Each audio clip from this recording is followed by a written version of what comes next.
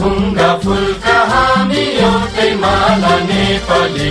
सार्वभौम भई फैलिएका मेची महाकाली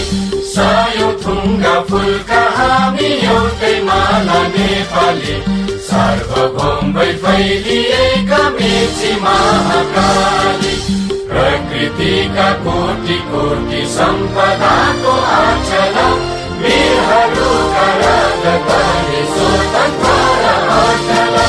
ज्ञान भूमि शान्ति भूमि तराई पहाड हिमाल अखण्ड यो प्यारो हाम्रो मातृभूमि नेपाल